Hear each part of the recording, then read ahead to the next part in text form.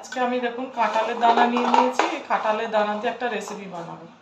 দানাগুলোকে আমি ছাড়িয়ে নিয়েছি, এগুলো এবার মিক্সিতে দিয়ে বেটে নেবো। মিক্সি বলে নিয়ে নিয়েছি, একটু আদা নিয়ে নিয়েছি, দেখুন আদা, দুটো কাঁচা লঙ্কা আমি এর মধ্যে দিয়ে দেবো।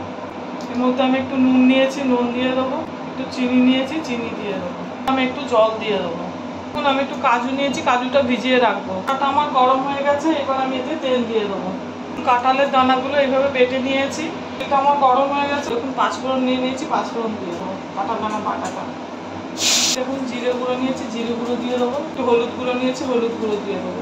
এটাকে আমি এখন একটু কষবো। কাঁঠালের দানাটা আমার হয়ে গেছে। দেখুন পোস্তটা আমি হালকা বেটে নিয়েছি, এবার এর মধ্যে এই কাজগুলো এবার দিয়ে দেবো। টমেটো নিয়ে নিয়েছি, এই আদা লঙ্কা নিয়ে নিয়েছি, এগুলো একসঙ্গে বেটে দেবো। নিয়েছি থালার উপর একটু তেল মাখিয়ে নেবো। মাখাটাকে আমি এখন থালার উপর নিয়ে নেবো। দেখুন এটা আমি থালার মধ্যে নিয়ে নিয়েছি, এবার এটাকে আমি আস্তে আস্তে ছুরি দিয়ে কেটে নেব। দেখুন এইগুলোকে আমি কেটে নিয়েছি এইভাবে। এবার এগুলোকে আমি আস্তে আস্তে তেলে ভেজে নেব। কড়াটা আমার গরম হয়ে গেছে, এবার আমি এর মধ্যে সর্ষের তেল দিয়ে দেবো। এটা আমার গরম হয়ে গেছে, এবার এইগুলো এর মধ্যে আমি দিয়ে দেবো। দেখুন ভাজাটা হচ্ছে। দেখুন ভাজাগুলো আমার হয়ে গেছে। দেখুন পাঁচফোড়ন নিয়ে নিয়েছি, শুকনো লঙ্কা আর তেজপাতা নিয়ে নিয়েছি, এগুলো আমি তেলে ফোড়ন দিয়ে। এটার মধ্যে আমি আদা টমেটো কাঁচা লঙ্কা বেটে রেখেছিলাম, এটা এবার এখন দিয়ে দেবো। এর মধ্যে এখন দেখুন ধনে গুঁড়ো হলুদ গুঁড়ো জিরে গুঁড়ো নিয়ে নিয়েছি, সেগুলো এর মধ্যে দিয়ে দেবো। এর মধ্যে এবার একটু জল দিয়ে দেবো।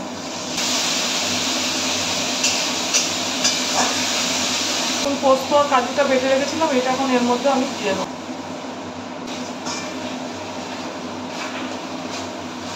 মধ্যে আমি এখন জলটা দিয়ে দেবো। সামান্য কাশ্মীরি লঙ্কা গুঁড়ো আর গরম মশলা নিয়ে নিয়েছি, এটা দিয়ে দেবো। এবার বড়াগুলো আমি এর মধ্যে দিয়ে দেবো।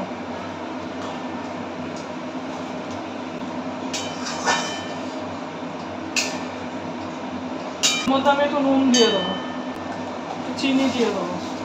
দেখুন তেল ছেড়ে দিচ্ছে, রান্নাটা আমার হয়ে এসছে। এর মধ্যে আমি একটু ঘি দিয়ে দেবো। রান্নাটা আমার হয়ে গেছে। এইভাবে বাড়িতে বানিয়ে করে খাবেন, খুব ভালো লাগবে। আর এটা আমি নিরামিষ করেছি, এটা আপনারা পেঁয়াজ দিয়েও করতে পারেন। আর আমার চ্যানেলটা লাইক সাবস্ক্রাইব আর শেয়ার করে দেবেন, এটা খেতে কিন্তু খুব ভালো হয়।